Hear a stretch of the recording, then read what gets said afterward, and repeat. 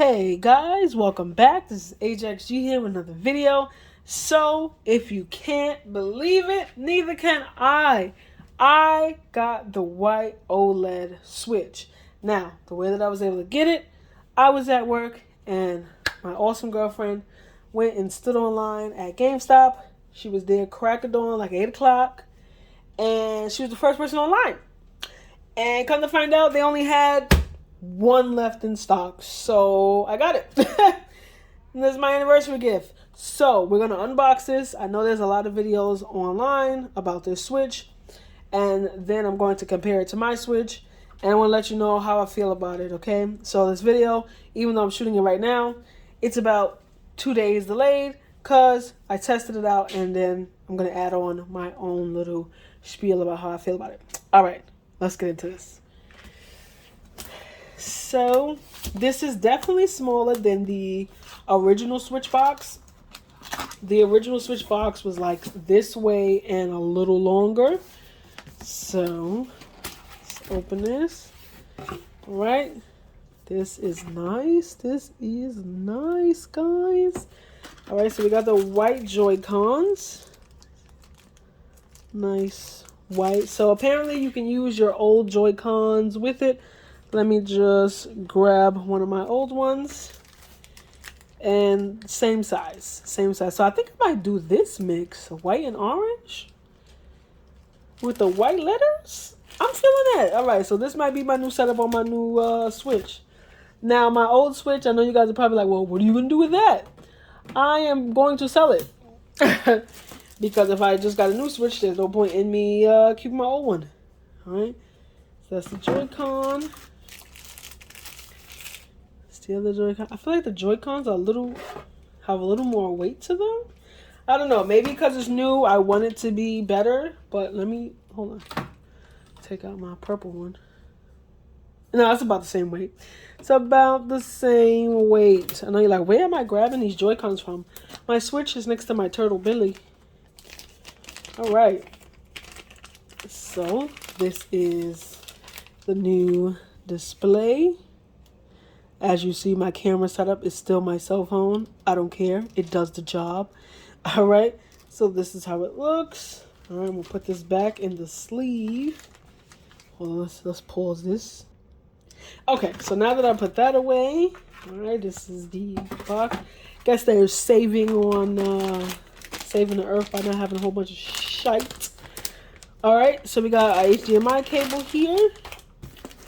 We got the Joy-Con grip. Oh, I don't even use this shit. Wow, this shit looks amazing. Look how shiny this looks. The one that I have looks dusty. It looks like I don't even care about it. Which I don't because, yeah, I don't manhandle my Joy-Cons. Oh, okay, I was about to say, they only gave me one. So I got the little, I think they're called handle grip things. I don't know what these are called, but you put them on a Switch to put on your wrist. All right. We got the power brick. All right. It's still USB-C. And then we have the new and improved dock. All right. So I heard this dock doesn't have as much wiggle room. I don't know what other people were complaining about the old dock. So this is how the new dock looks. Right. This does look more premium. I'm not even gonna lie to you guys. This is how the inside looks. I know not everyone did all the inside, but I'm gonna share it with you guys. All right, let's not break this like a wild animal. Did I just break this shit like a wild animal? Oh no, it comes off like that. It doesn't hang like the other one does, which I don't like. All right, so if we look inside, we have our USB-C, HDMI port, and the Ethernet port. Okay. And that is about it. Okay. So let's put this. All right. I didn't break it like a wild animal. But I do like that it has this. Maybe the other dock has it. I don't know. All right. So give me a second. I'm going to put the switches side by side. And yeah. So we're going to talk about the design. Because my other Switch wasn't charging the whole time, so now it's dead. And it needs to charge up some before I start switching stuff over and comparing. But this is the new and improved grill. Okay. These are how the power button looks and the volume rocker. Not sure if my camera's picking it up nicely, but that is how it looks. Where you put the games is still on top as well, along with the aux cord. Okay, this is nice. It's like they use better, more improved plastic, if you will. And then the improved kickstand that everyone has been talking about, all right? So you want to be careful because the speaker grills are down here too. And a YouTuber that I watch, I think it was Wolf Den, he actually like jammed his nail in it and kind of messed up the speaker. So that kind of sucks. But this is the new and improved kickstand. See, it's not all wobbly. You need to move it, all right? So that's awesome. And this is where you put the SD card, okay? If you guys were wondering, all right? And this is how it would look.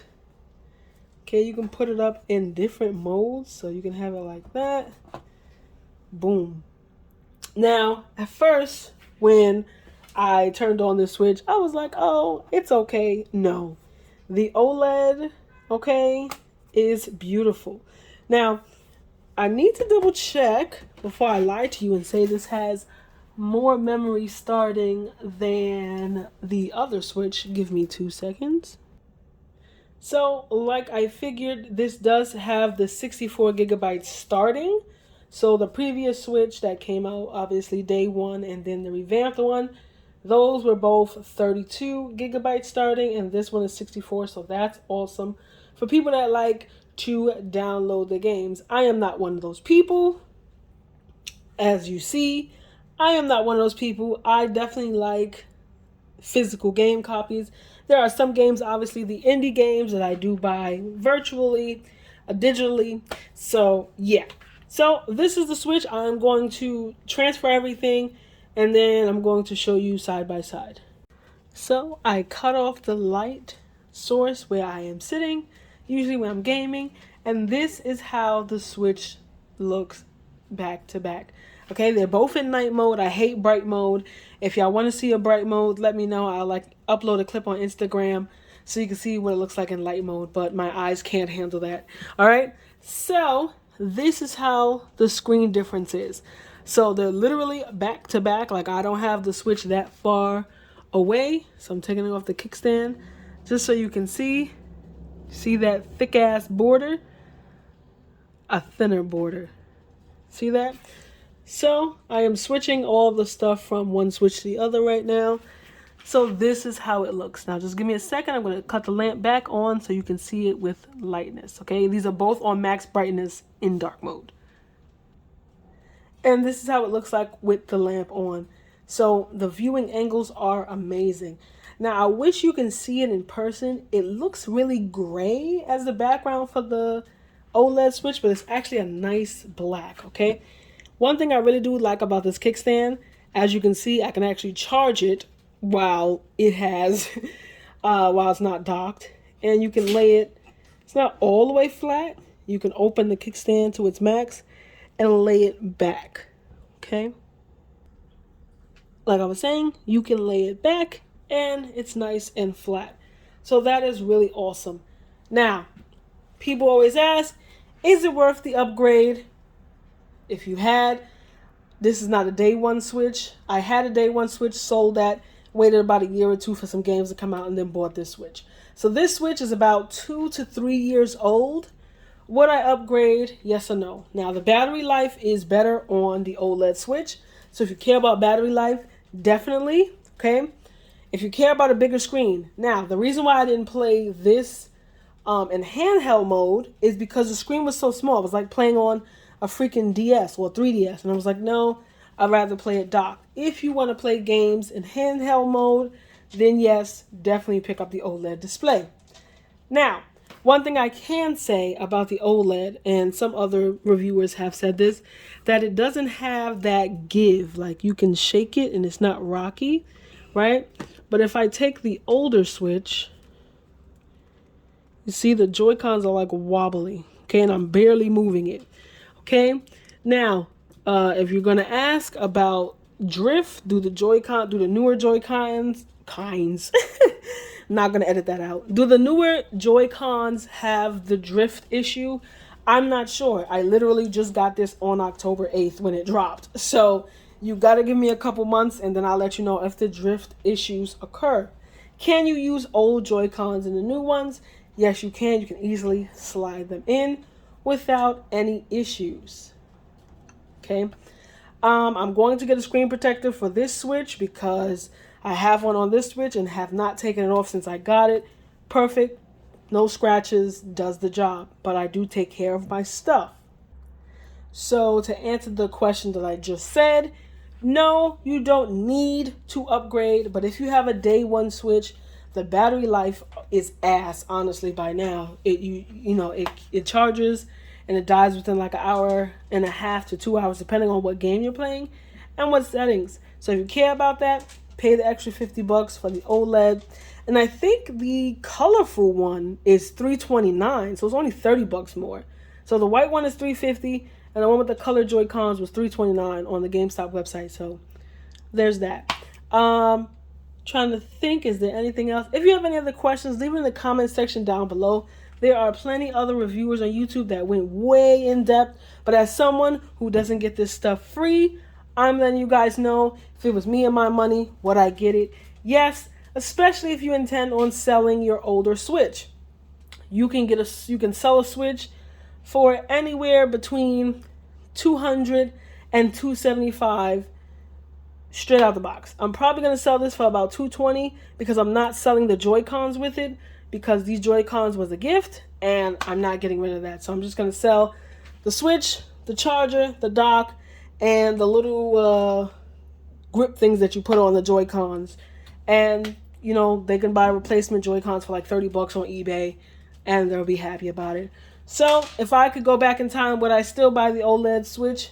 Definitely, because I like the size of the screen. I know it doesn't look that much bigger, but it actually makes a huge difference if you see it in person. And the OLED displays are just awesome. The last thing I want to know, a lot of people talk about this screen burn-in thing that OLED displays have.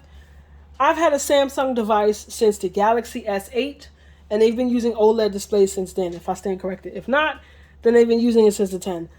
I used those phones for 2 years straight and did not have any OLED burn-in. Okay, now OLED burn-in will happen if you have like a static image on your display. Static meaning not moving, just an image just sitting there for hours.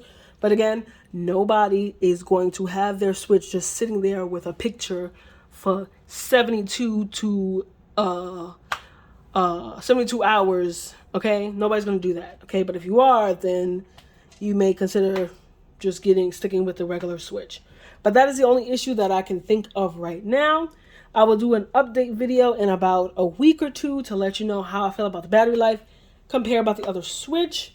You can still use the original Switch cases that you have.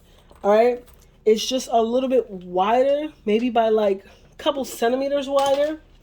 Okay, so that's going to be your only issue. All I can say is that some accessories that you use for this Switch may not work for this Switch, okay? Because this one is a little bit wider and this is a little bit smaller, okay?